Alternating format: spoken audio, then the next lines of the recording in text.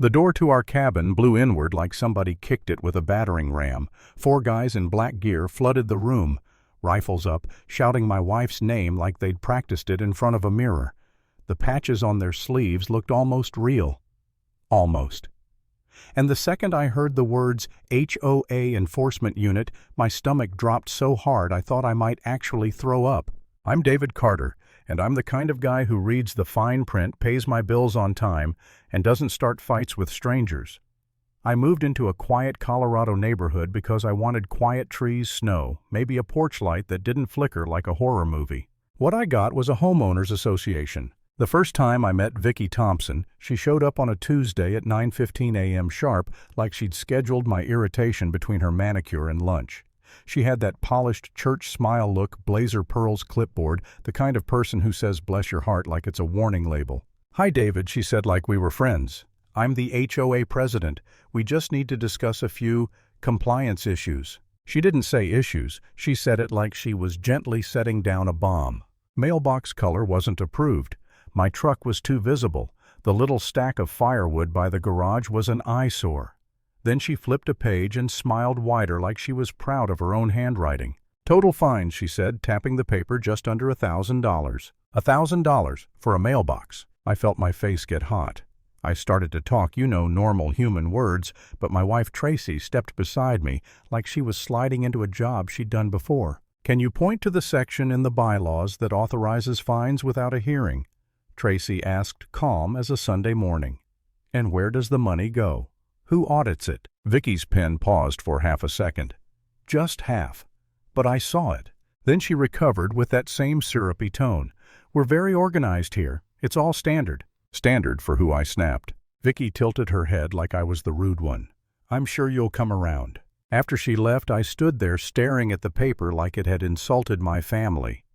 Tracy folded it once neat like she was filing it in her head. I tried to laugh it off. I told myself this was what you get when you buy a house with estates in the neighborhood name. Then my phone buzzed that night. Unknown number. "Your wife asks a lot of questions. Questions can cause problems." That wasn't an HOA note, that was a threat. The next day, Vicki came back with a guy in a cheap gray suit and a lanyard holding a camera like he was filming a reality show. He introduced himself as County Compliance, which sounded official until you noticed he couldn't say the county name without stumbling. They walked my yard, pointing at the slope like they were land surveyors. Drainage runoff, the suit guy said, taking photos of snow. Could be a violation. That's a couple grand. Vicki nodded like she was concerned for my well-being. "We just want to protect property values, David." I wanted to protect my blood pressure. I started collecting everything. Screenshots, timestamps, security footage. I printed the HOA bylaws and highlighted sections until my living room looked like a detective wall. And then the little things started. A car idling too long across the street. Vicki's SUV rolling past our driveway at weird hours.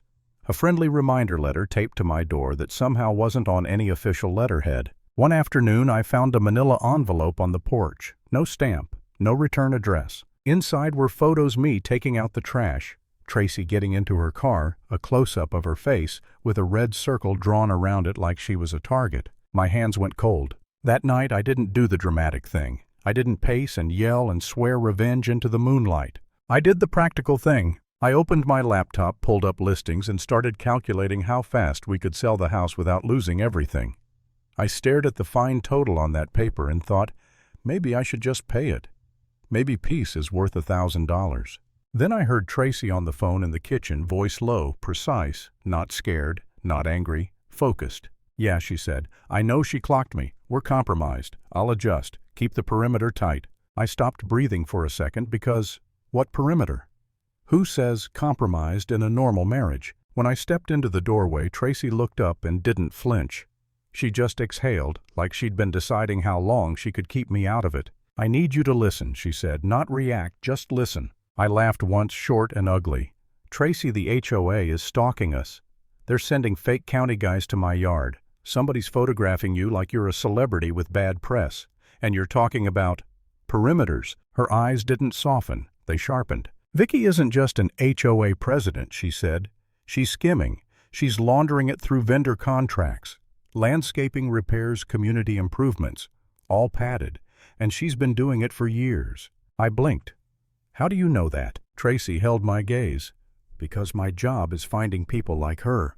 The room went quiet like the house itself leaned in. I didn't ask for a badge. I didn't need a dramatic reveal. The way she said it, flat professional, told me it wasn't a story. What do we do? I asked. We stopped giving her easy access, Tracy said, and we let her make a bigger mistake. A day later, Vicky made it personal. She texted from a number that definitely wasn't official HOA communication. Agent Carter, I know who you are. You want to play hero, come talk like an adult. My skin prickled. I wasn't the target. Tracy was. Tracy looked at the message once and didn't even curse. She just said, okay, like Vicky had finally RSVP'd to the party she couldn't leave. We left the neighborhood that evening and drove to our cabin, a simple place tucked into trees miles from the clean little sidewalks and identical mailboxes. It felt safer there, not because it was hidden, but because it wasn't under Vicky's rules. I slept in my clothes. I kept the lights low. I told myself we were being smart. At 2:17 a.m., the motion lights snapped on outside like someone flipped a switch in my brain. Tires on gravel. Doors shutting.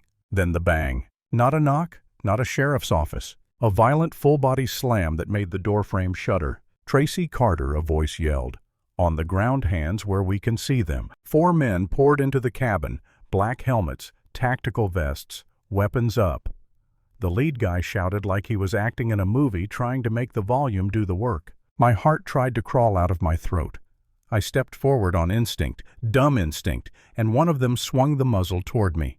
Stay back, he barked. This is an arrest. Under what authority? Tracy asked, steady as a metronome. The lead guy hesitated just a flicker. Interference with community funds, he said. HOA, enforcement. I almost laughed from pure disbelief. I couldn't help it. You can't be serious. Tracy raised her hand slowly, not surrendering, demonstrating.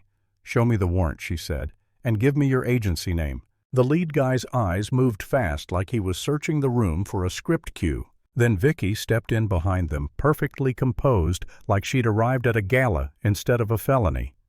She didn't look at the rifles. She looked at Tracy. You should have stayed in your lane, Vicky said. I run this community. Tracy nodded once like she was confirming a detail. You brought armed men to a private residence, she said. You want to keep talking. Vicky's smile tightened. I want you quiet. Tracy's hand slid into her jacket pocket slow enough that nobody could pretend it was a threat. She pulled out a badge and flipped it open so cleanly it looked like muscle memory. Federal agent, she said. Step back now. The room changed instantly, not emotionally, mechanically. The fake tactical guys didn't relax. They stiffened like a system error. Vicky blinked, just once, but it was the first real crack I'd seen in her. Tracy's voice stayed calm, but the words hit like steel. Impersonating law enforcement, breaking and entering, armed intimidation, and targeting a federal investigator. Vicky's mouth opened and nothing came out. Outside engines roared, real ones. Floodlights swept through the trees. Boots hit the porch like rain. A voice from outside called clear and controlled. Federal hands up. The fake team froze, trapped between Tracy and the truth. 2 agents moved in, fast, efficient weapons, trained commands short. One of them grabbed Vicky's wrists before she could even find her voice again. Vicky Thompson, the agent said, snapping cuffs on her like punctuation, you're under arrest. Her face finally did something human, not anger, not power, panic. And right before she was pulled backward toward the door, she twisted her head toward me like she couldn't stand leaving without one last line. This isn't over, she hissed. Tracy didn't raise her voice. She didn't smirk. She just said, it is for you. Lesson paper power feels big until it runs into real law.